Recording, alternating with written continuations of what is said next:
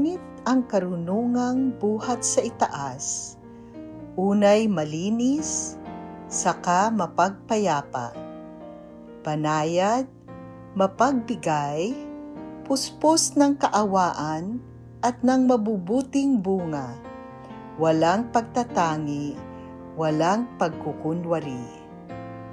Tayo po ay magpatuloy sa pagmumuni-muni sa harapan ng ating Panginoon.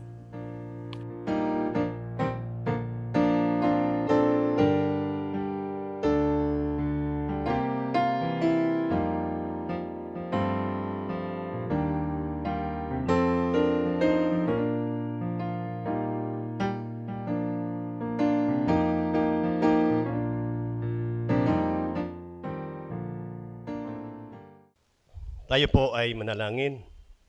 Dakilang Diyos, hayaan mo na sa umagang ito ay purihin ka namin, Panginoon.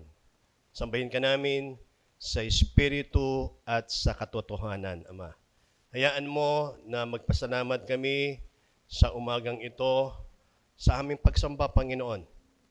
Sa bawat sambahayan na nakikipanambahan po sa iyo, Panginoon. Pagpalain mo po sila, Ama. Hayaan mo na magpasalamat kami sa buhay, sa kalakasan, sa pagpapala mo, Panginoon, sa bawat isa sa amin, Ama. Hayaan mo na lumapit po kami sa iyo.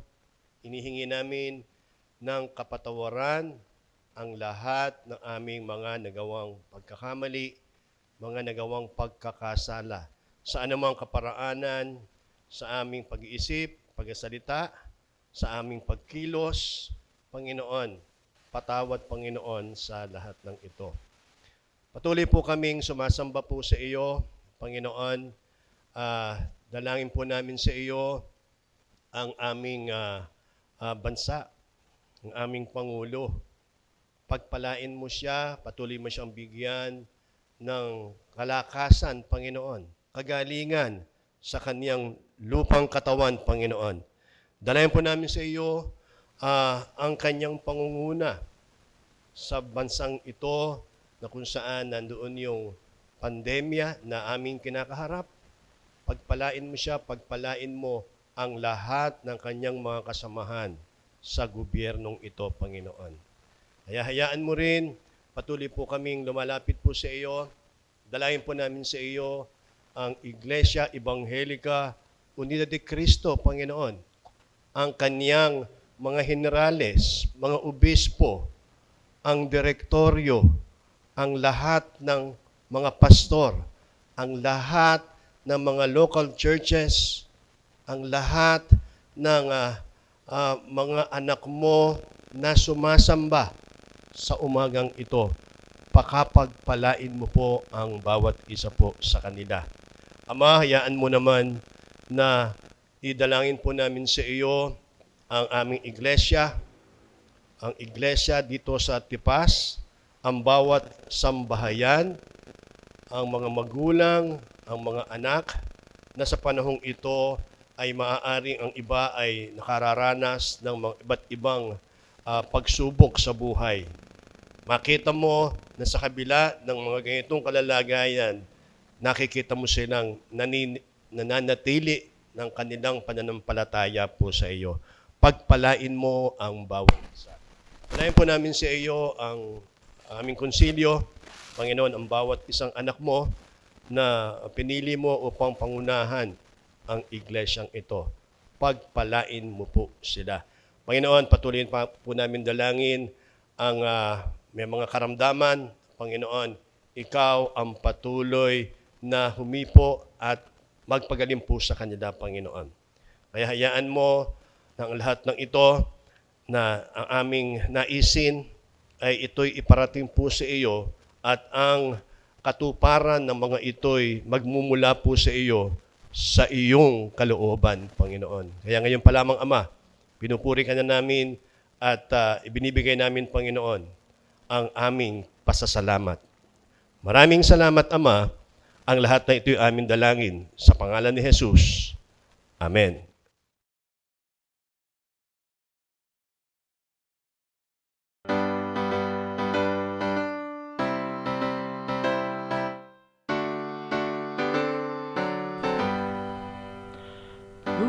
At sa liwanag ng pag-ibig, taglay ng tuwa sa puso't dibdib. Kay Jesus patulong hanggang masapit ang hahandungang langit. Hayot lakbayin ang matataas na salunahin. Tulong ni Jesus ay laging sa atin. Bagaman ang kutya ng sanlibutan nagkalat sa mga dadaanan, huwag nang matakot, tayo'y sasamahan ni Jesus na marangal.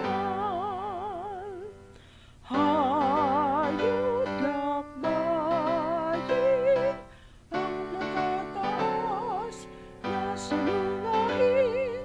Tulong ni Jesus ay laging sa atin. Isa ng mga gawang kasalanan at magpumilit sa kabanalan, gawing isa puso ang mag-ibigan na kay Jesus na aral. Hayot lakbayin ang matataas na salunahin. Tulong ni Jesus ay laging sa atin. Lakarin nga natin ang buong galak, ang lakbayin na yung hinaharap. Dalhin ang bandila ng pagkaligtas, magpahanggang sa wakas. Hayot lakbayin ang matataas na salunahin. Tulong ni Jesus ay laging sa atin. Tayo po ay dumako sa tugunang pagbasa na matatagpuan sa Job chapter 28 verses 23 to 28. Papuri sa karunungan. Ngunit tanging ang Diyos lang ang siyang nakakaalam kung saan naroroon ang tunay na karunungan.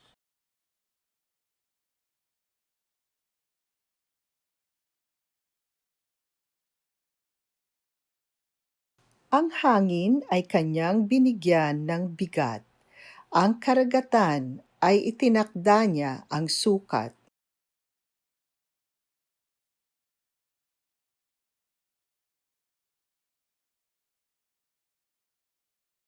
Dito niya nakita at sinubok ang karunungan. Kanyang itinatag at binigyang kahalagahan. Tayo pong lahat. At sinabi niya sa tao, ang pagsunod at paggalang sa Panginoon ay karunungan, at ang paglayo sa kasamaan ay siyang tunay na kaalaman.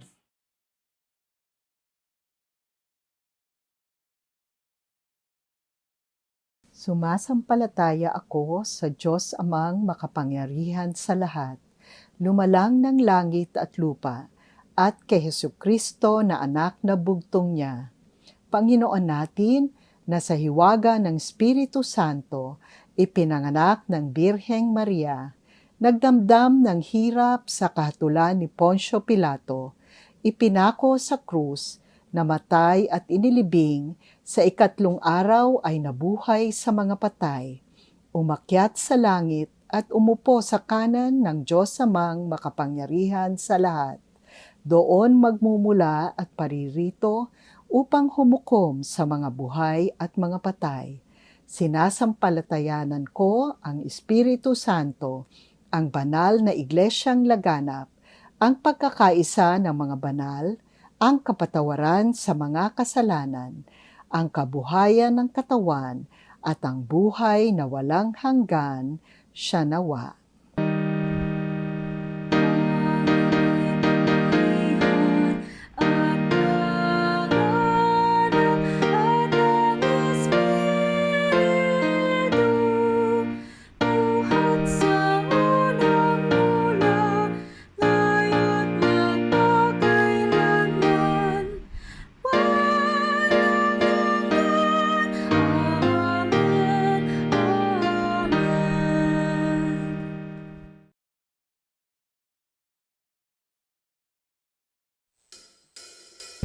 Magandang umaga po sa ating lahat. Tayo pong lahat ay patuloy na magpuri sa ating Panginoon.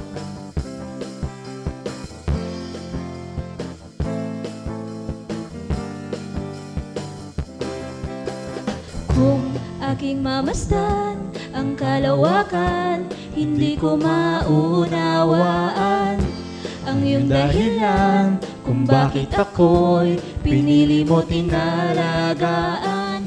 Hindi ko kayang isipin, hindi ko kayang sukatin ang pag-ibig mo, Jesus, na iyong binigay sa akin. Salamat, salamat, O Jesus, sa pag-ibig mo. Walang ibang nagmahal sa akin ang katulad mo. Salamat, salamat, O Jesus, sa pag-ibig mo. Ako'y magsasaya sa piling mo. Kung may pagsubok man o kagipitan, ako ay may lalapitan.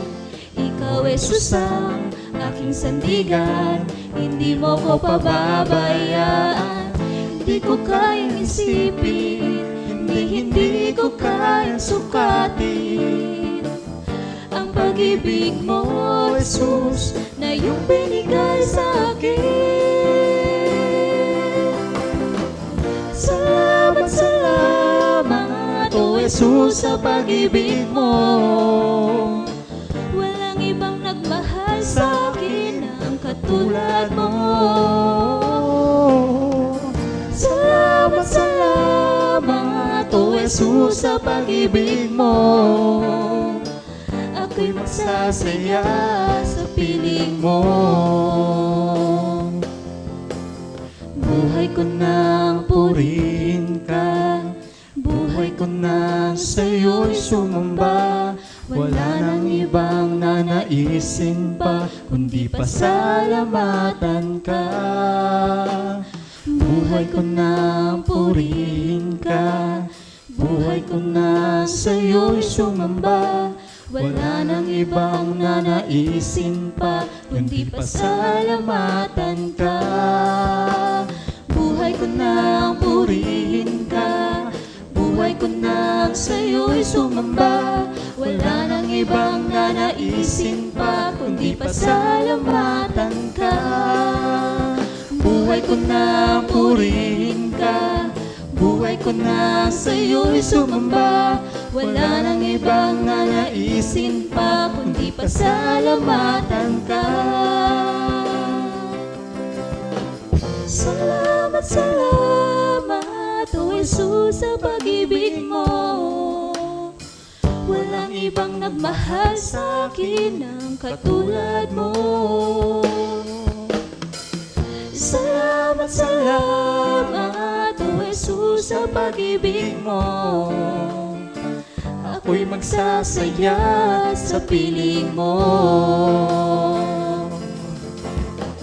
Salamat, salamat, O Jesus, sa pag-ibig mo. Walang ibang nagmahal sa akin ang katulad mo. Salamat, salamat, O Jesus, sa pag-ibig mo. Ako'y magsasaya, ako'y magsasaya, ako'y magsasaya sa piling mo.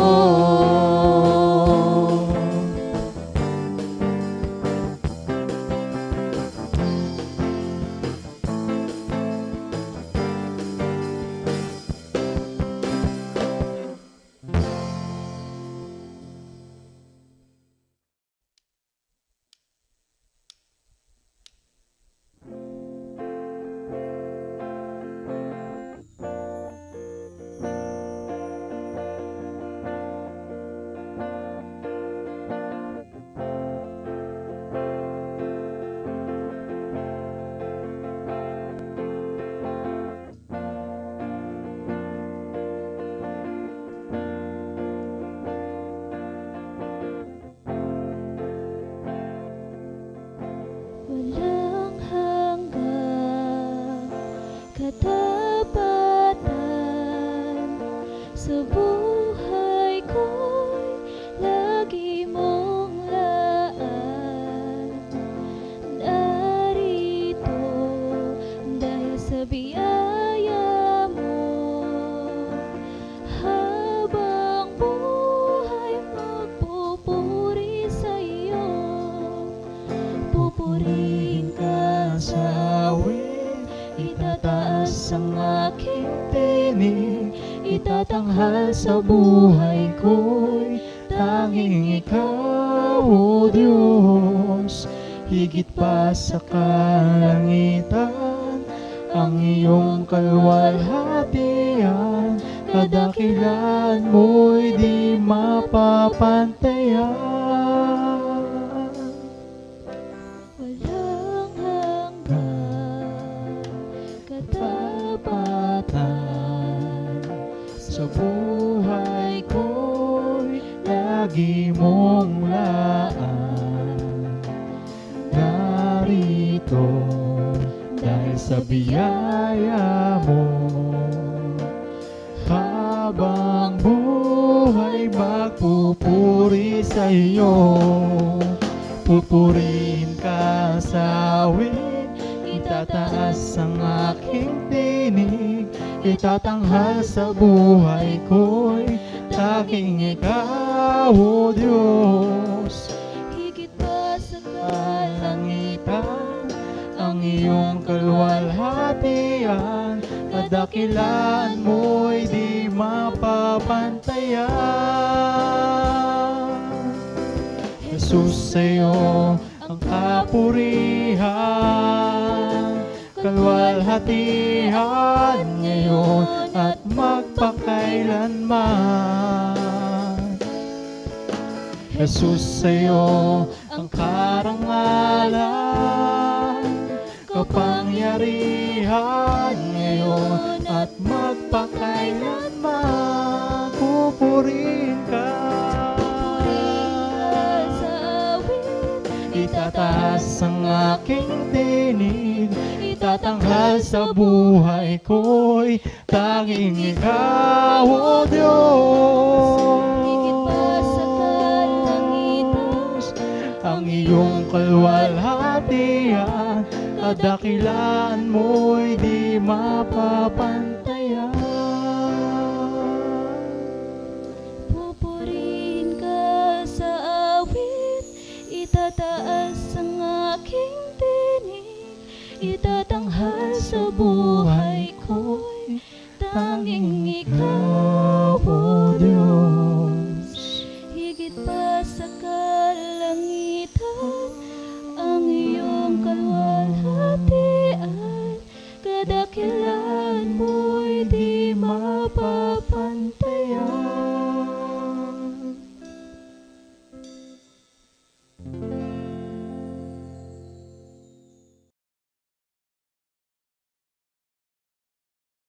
Isang magandang umaga sa inyong lahat. Tayo po ay muling sasamba sa araw na ito. Ang ating pong pag-aaralan ay matagpuan po natin sa aklat ni Job 38:1 to 42 hanggang verse 17. Sabi doon, the Lord answers Job. At doon naman sa Job 38:2, who are you to question my wisdom?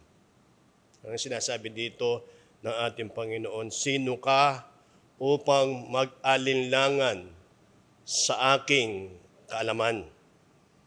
So yun po yung ating direksyon ng ating pag-aaral.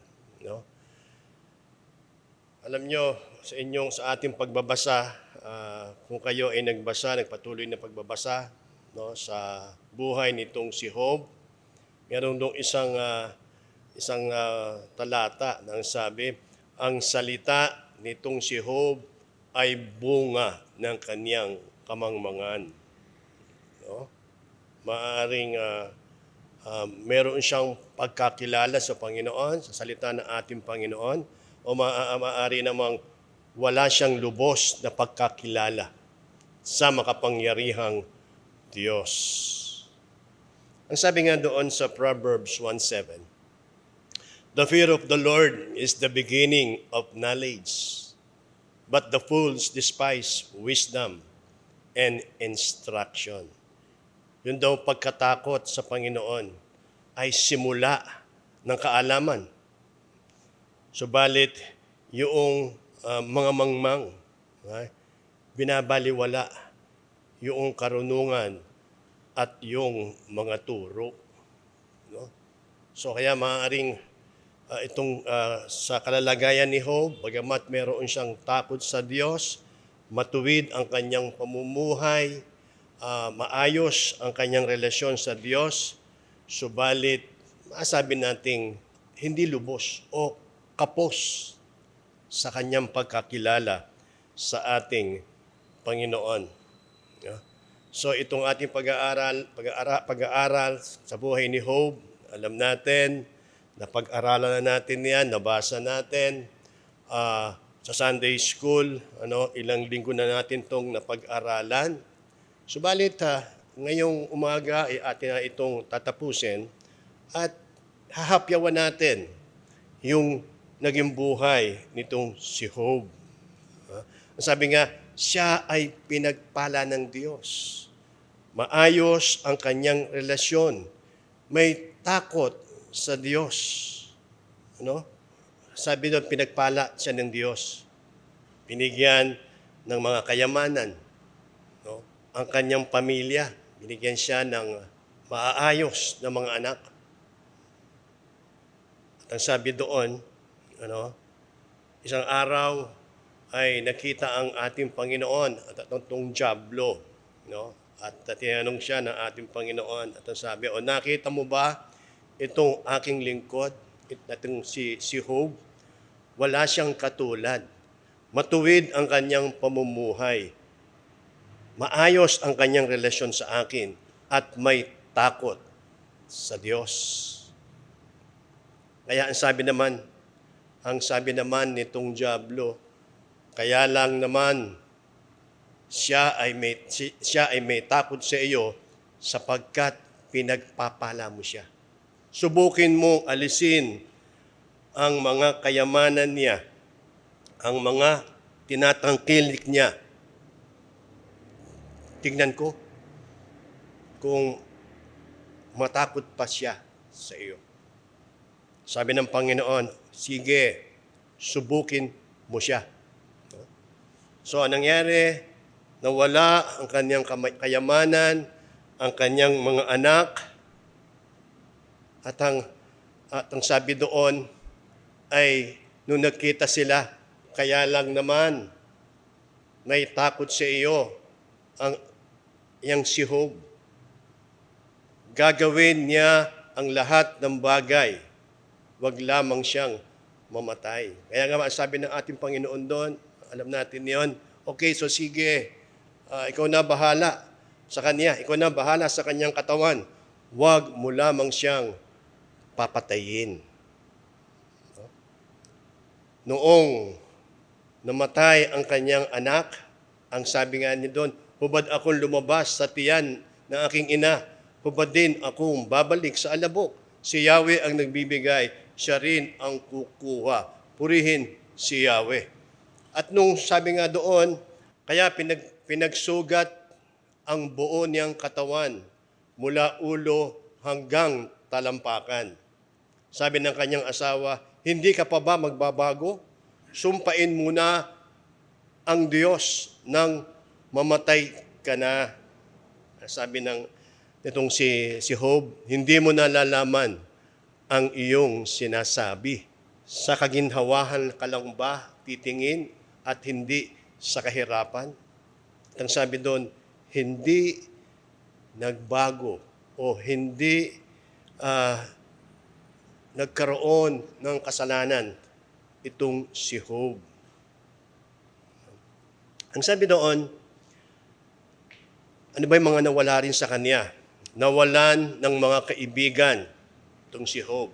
Iniwan ng mga kapatid, pinangdirihan ng kanyang asawa, nawala ang lahat sa kanya. Meron siyang 3 kaibigan, ito yung nagkukumbinsi sa kanya, no, upang magbalik loob sa Panginoon.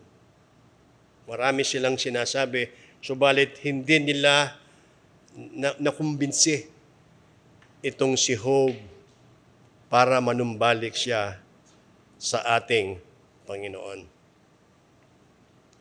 Ang sabi nga nitong si Job, hindi makatarungan ang nangyari sa kanya. Wala naman daw siyang kasalanan para siya magkaganon. Para kay Job, ang mga nagkakasala ay pinarurusahan, subalit siya naman daw ay walang nagawang kasalanan. Ito ay kanyang pananaw. Isang bagay pa ang kanyang sinasabi, yun daw mga masasama ay tingin niya, yun yung pinagpapala. Maayos ang buhay. Subalit yung mahihirap, na kung saan ay yung naghihirap, lalong naghihirap. Kaya dumating sa punto ng kanyang buhay, halos sisihin niya ang Diyos at siya ay nagtatanong. Isipin natin, marapat nga ba nating tanungin ang ating Panginoon? Sa anumang kalalagayan natin, wala tayong karapatang tanungin kung bakit nangyayari ang mga bagay-bagay sa buhay ng bawat isa sa atin. Sapagkat ang Diyos ang nakakaalam ng lahat ng bagay. Ang Diyos ang maaaring magpagaling sa atin. Ang Diyos ang may-aring gawin niya ang lahat-lahat sa atin. Sa kalalagayan ni Job, hindi niya naisip na yung kanyang kalalagayan, pwedeng ibalik ng Diyos sa kanya ang mga ito.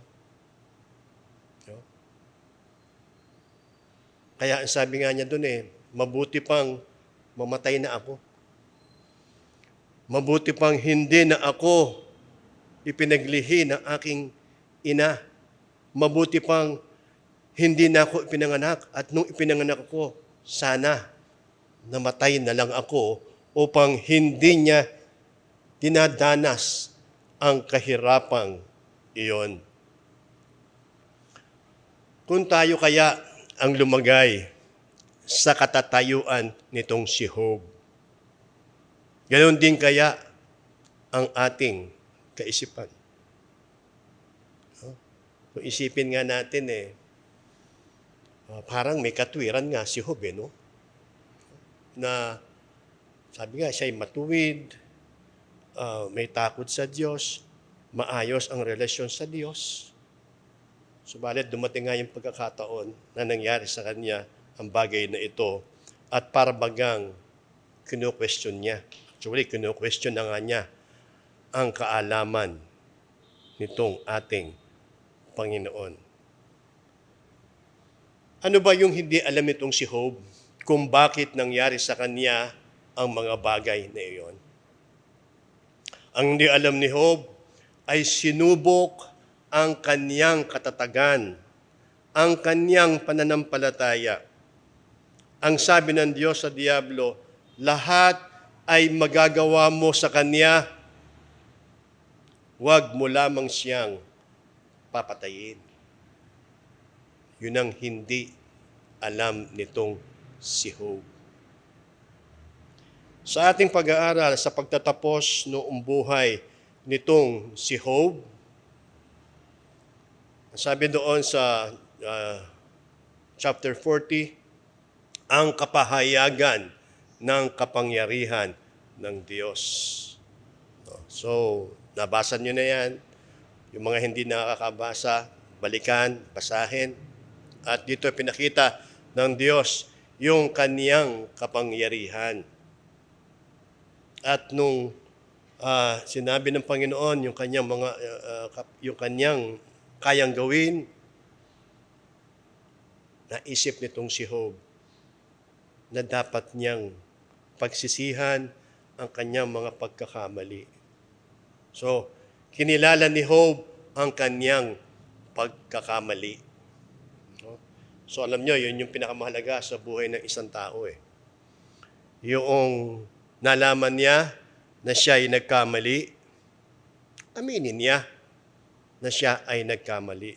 Pagsisihan yung kanyang kamalian.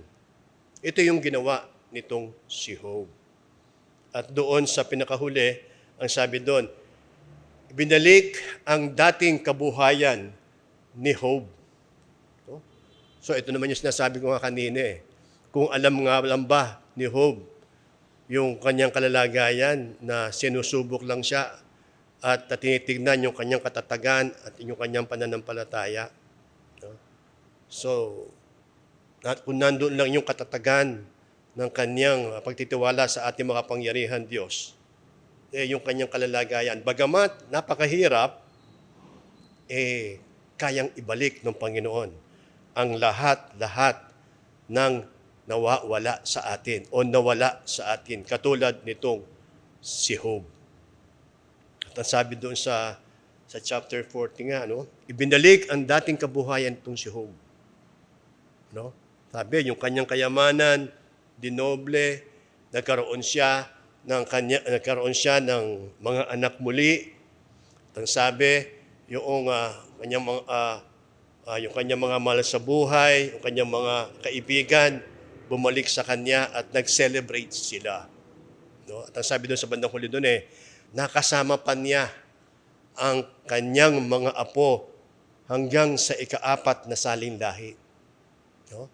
So napakaganda at nabuhay pa siya ng 140 years. So ito yung naging buhay nitong si Job. Isang istorya ng kanyang buhay na nakitaan natin ng mga bagay na sa buhay ng isang tao ay maaaring mangyari po sa atin. Subalit ang pinapakita ng ating Panginoon dito, huwag nating tanungin, huwag nating pagdudahan ang kaalaman ng ating Panginoon.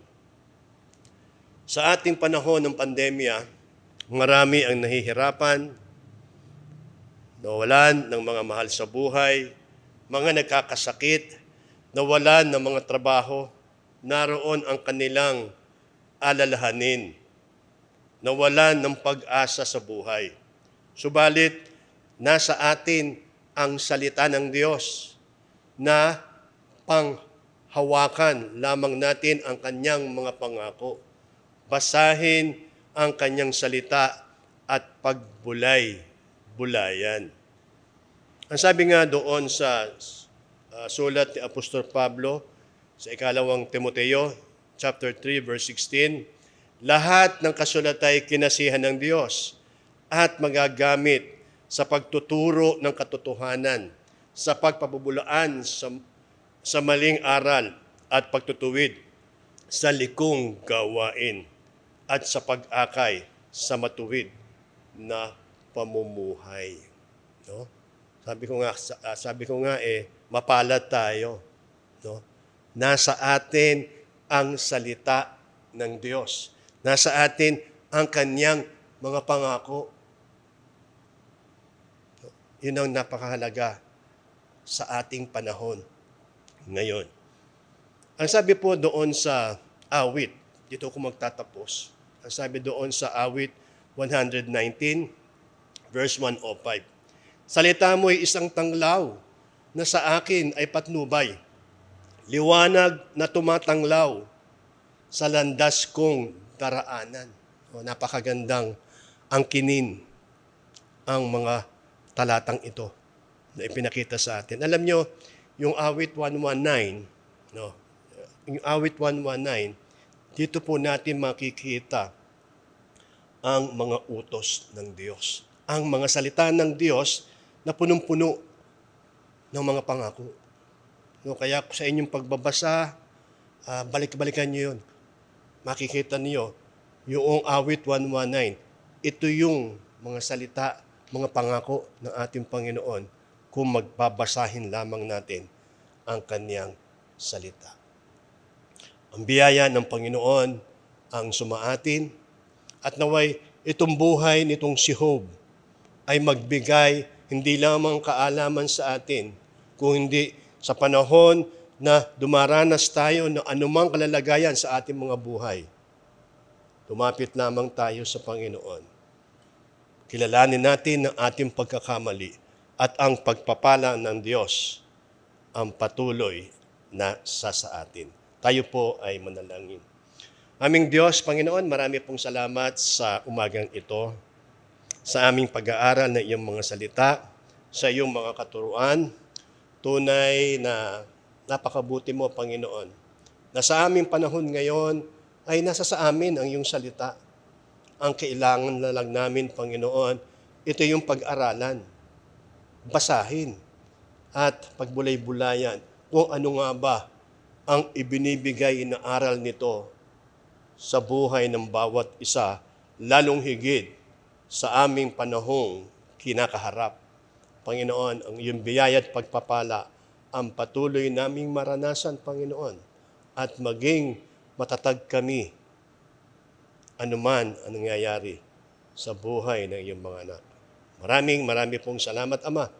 Ang lahat na ito ay aming dalangin sa makapangyarihang pangalan ni Jesus, mula ngayon at magpakailanman. Amen.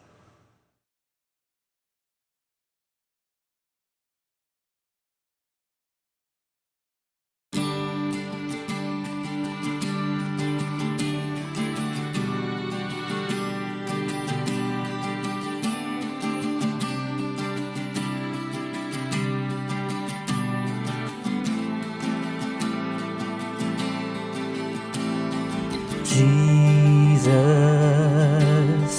beautiful Savior, God of all majesty, risen King, Lamb of God, holy and righteous, blessed Redeemer,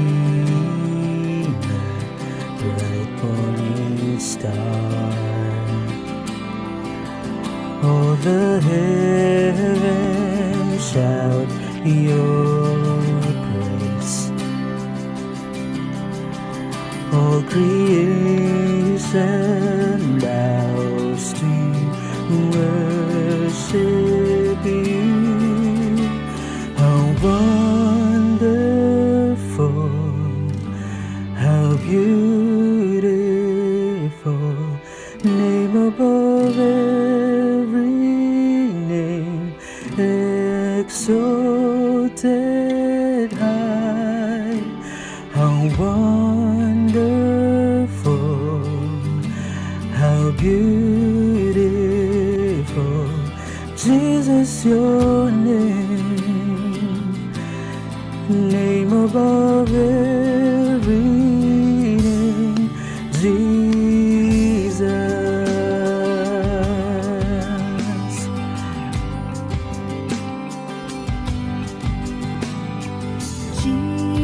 Jesus,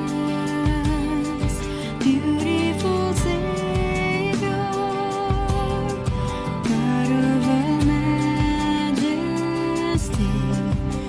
risen King, Lamb of God, holy and righteous, blessed Redeemer, bright morning star. All the heavens shout your praise. All creation bows to worship you. How wonderful, how beautiful, name above every name, exalted high. How wonderful, how beautiful, Jesus your name. every name, Jesus.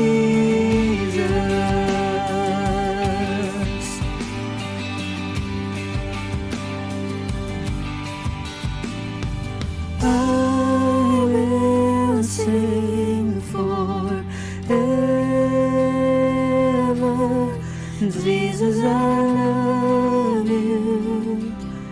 Jesus, I love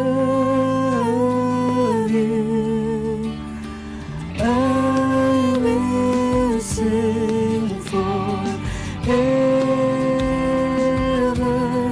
Jesus, I love you. Jesus, I love you. How wonderful, how beautiful, name above every name, exalted high. How wonderful, how beautiful, Jesus, your name above every name, Jesus.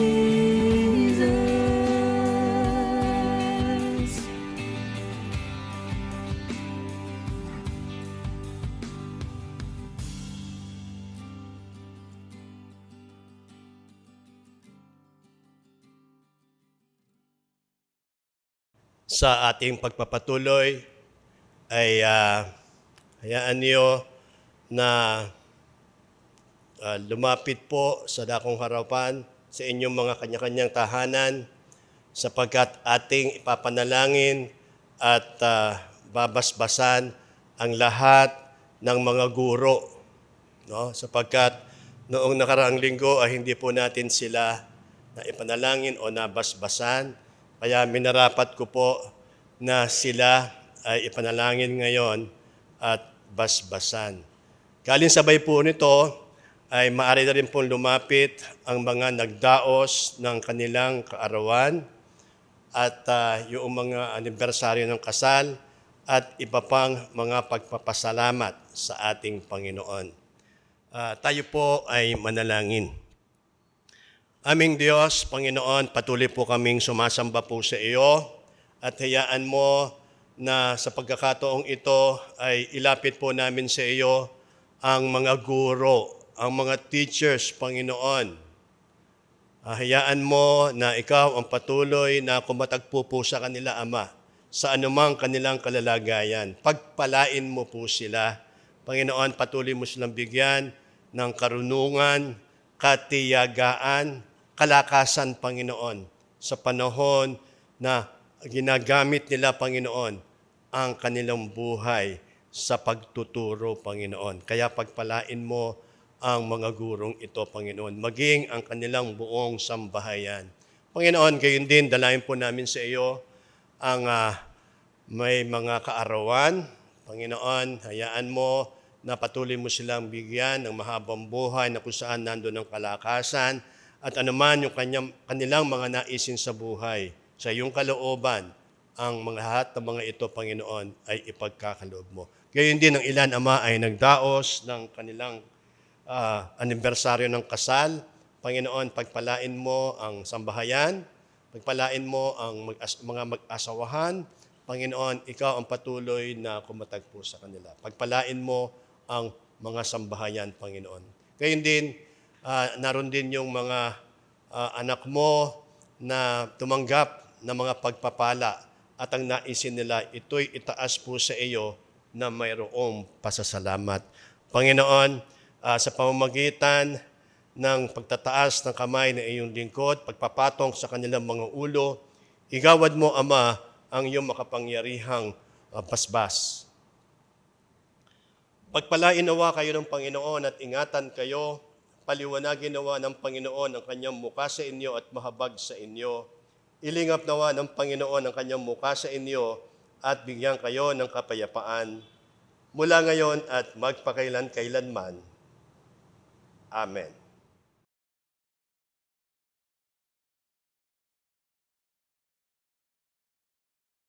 Sa umagang ito ay ating itatalaga ang mga kagamitang ito sa pagsamba.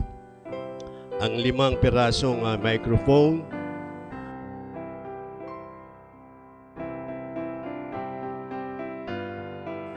isang laptop, isang electric drum,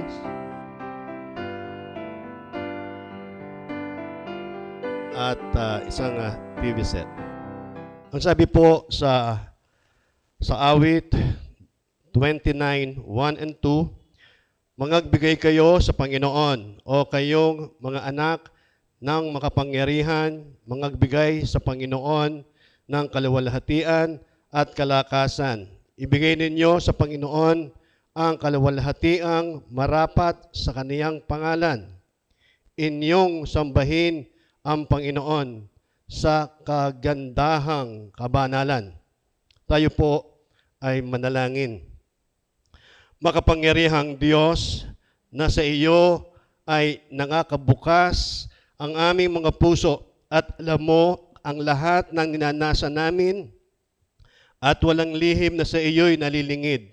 Pakalinisin mo po ang mga pag-iisip ng aming mga puso ng liwanag ng iyong Espiritu Santo upang magawa namin ang sa iyo'y umibig na may kasakdalan at maitampok sa paraang karapat-dapat ang banal mong pangalan sa pamamagitan ni Jesucristong aming Panginoon. Amen. Amin pong magalang na inihaharap sa inyo ang mga kagamitang ito sa pagsamba sa ikaluluwalhati ng Diyos sa Iglesia ng Panginoon na aming pinaglilingkuran. Aming itinatalaga ang mga kagamitang ito sa pagsamba sa pangalan ng Ama, ng Anak, at ng Espiritu Santo. Purihin ang Diyos, purihin ang lahat ng may hininga, ang Panginoon. Umawit kayo sa Panginoon buong lupa, mga awit ukol sa Espiritu na may galak sa Panginoon. Buong puso namin itinatalaga ang mga kagamitang ito sa pagsamba sa pangalan ng Ama, ng Anak, at ng Espiritu Santo. Panalangin ng pagtatalaga. Matatagpuan po natin sa unang Kronika 20:11-13. Sinasabi, kaya't pinuri ni David ang Panginoon sa harap ng buong kapulungan. At sinabi ni David, purihin ka, O Panginoon, ang Diyos ni Israel na aming Ama, magpakailanman. Iyo, O Panginoon, ang kadakilaan, kapangyarihan, kaluwalhatian, pagtatagumpay at karangalan, sapagkat sa iyo ang lahat na nasa langit at nasa lupa. Iyo ang kaharian, O Panginoon, at ikaw ay mataas na pinuno sa lahat. Ang mga kayamanan ay gayon din ang karangalan ay nagmumula sa iyo, at ikaw ang namumuno sa lahat. Nasa iyong kamay ang kapangyarihan, kalakasan, pagpapadakila at pagpapalakas sa lahat. At ngayon, aming Diyos, kami ay nagpapasalamat sa iyo at aming pinupuri ang iyong maluwalhating pangalan. Tayo po ay manalangin. Aming Diyos, Diyos amang makapangyarihan sa lahat, tunay na ikaw ang Diyos na tapat at ang iglesyang ito, Panginoon, na aming pinaglilingkuran ay patuloy mong pinagpapala maging sa panahon ng pandemyang ito, Panginoon. Kaya nga ba, narito ang mga kagamitan na itinalaga po sa iyo na kung saan ay nagagamit namin to para sambahin ka, Panginoon. Kaya nagpapasalamat po kami. Hayaan mo na idinadalangin po namin sa iyo ang lahat ng gagamit ng mga kagamitang ito at naway maibigay nila, Panginoon, ang kapurihan sa iyo lamang. Marami pong salamat, Ama, Ang lahat ng ito'y amin dalangin sa makapangyarihang pangalan ni Jesus. Amen.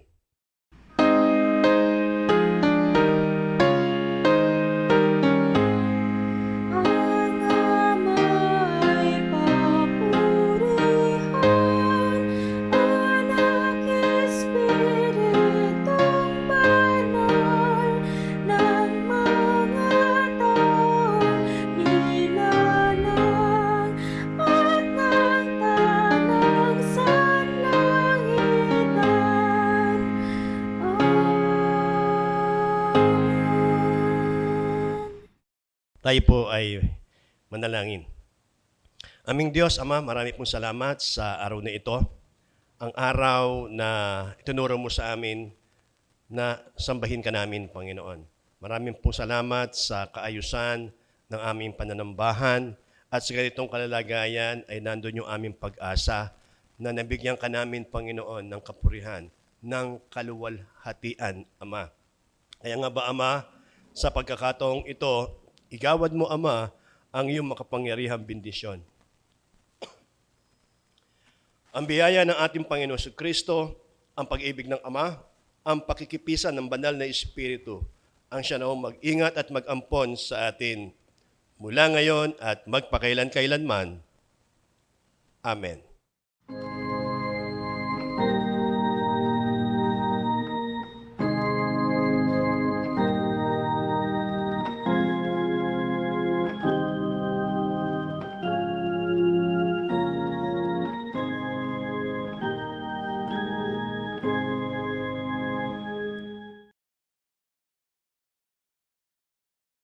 Ang Tipas Unida Church na binuo sa pag-ibig ng Diyos ay iglesyang matatag, nakakaisa sa pananampalataya, huwaran at ilaw sa pamayanan, at lumalakad sa gabay ng Espiritu Santo na ang layunin ay humayo at ipalaganap ang banal na salita ng Diyos.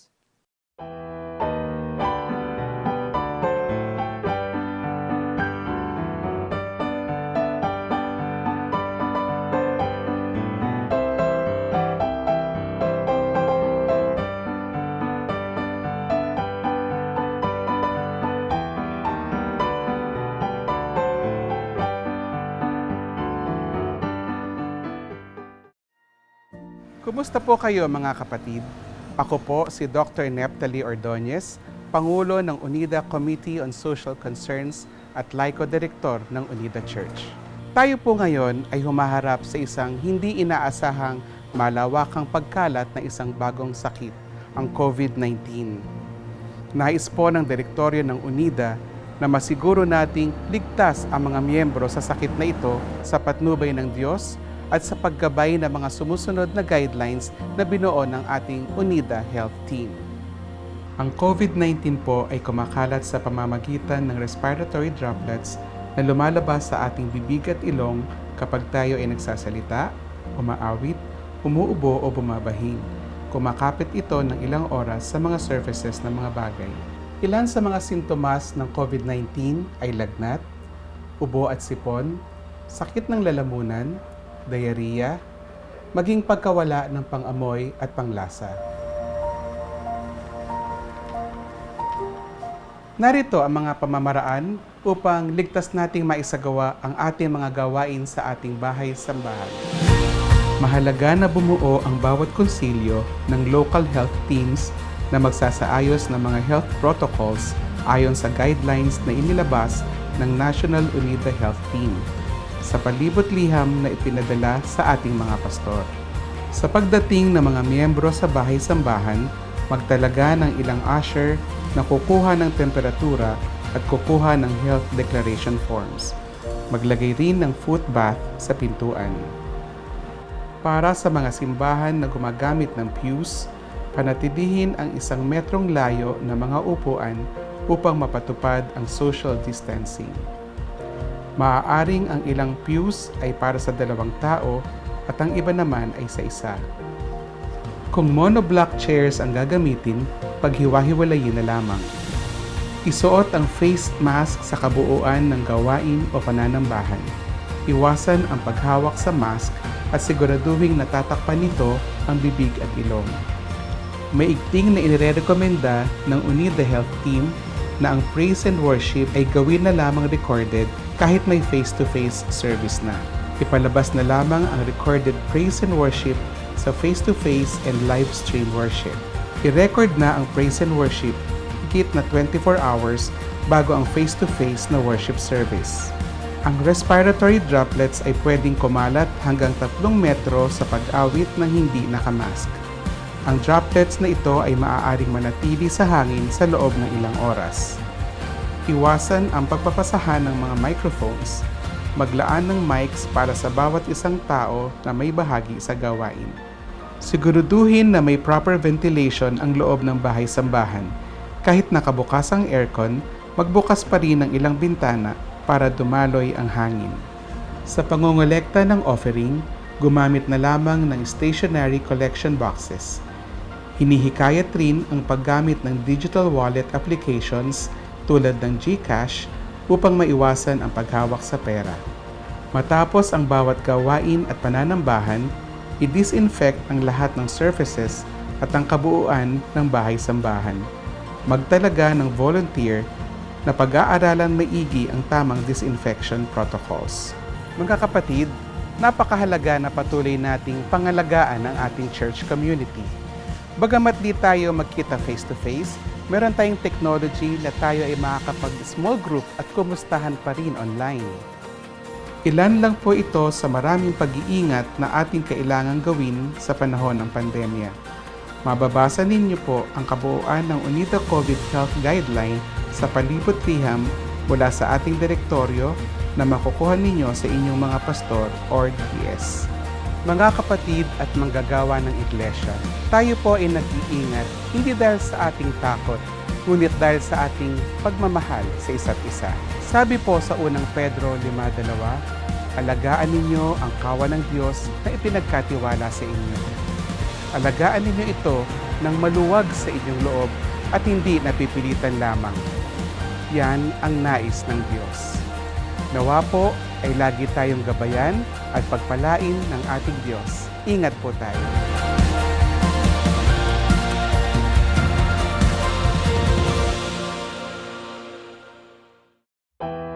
Para po sa ating mga pagbabalita sa umagang ito, ngayon pong October 11, 2020, sa atin pong Sunday Worship Service, ang nagbigay po ng mensahe, Reverend Fermin Lantan, ang tanging awit, Brother Jordan and Sister Yvette Balida, ang praise and worship sa pangunguna ni Sister Kim Moral, ang hymns leaders po natin, Sister Grace Cayabyab at Sister Wendy Encabo, narrator Sister Pearl Katahan, at video editor Brother Nuri Ordonez.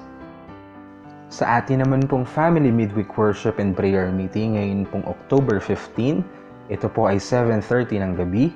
Ang magbibigay po ng mensahe, Brother Genesis Neva, ang magpapatotoo at magpapasalamat, Brother J.M. Fajardo at Sister Alex Ordonez, ang praise and worship sa pangunguna ng ating praise and worship team, hymns leader po natin, Sister Wendy Encabo, opening prayer, Assistant Pastor Ed Bay, benediction, Pastor Fermin Lantan, at video editor, Brother Joshua Talampas.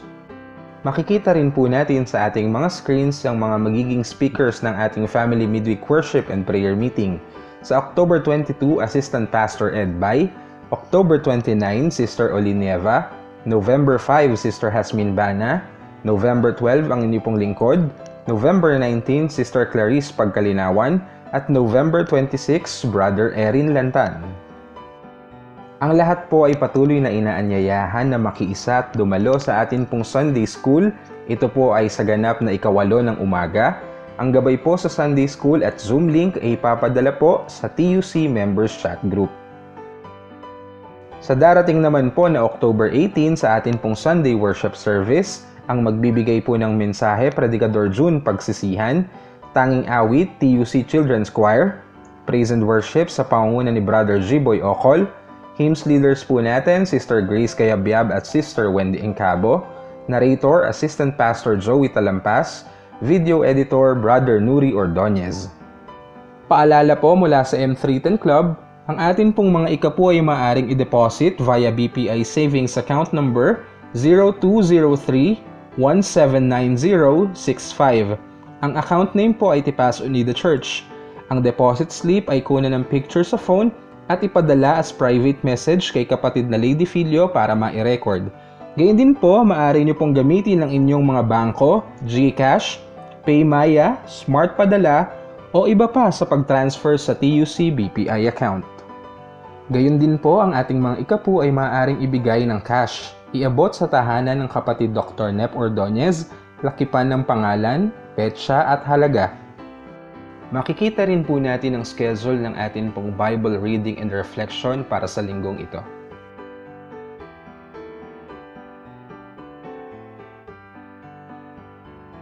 Tayo po ay pagpatuloy na makiisa at magsama-sama sa atin pong pananalangin araw-araw.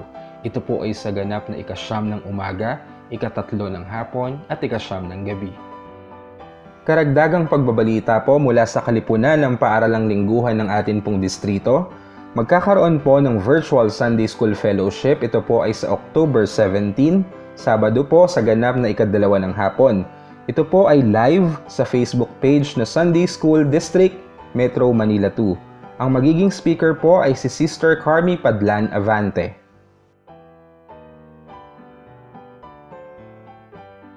Para po sa mga kababaihan, ang lahat po ay naanyayahan sa isa pong cooking demo. Ito po ay sa linggo, October 18, 2 p.m. po via Zoom. At maaari po kayong magdala ng inyo pong mga merienda habang ongoing po ang meeting.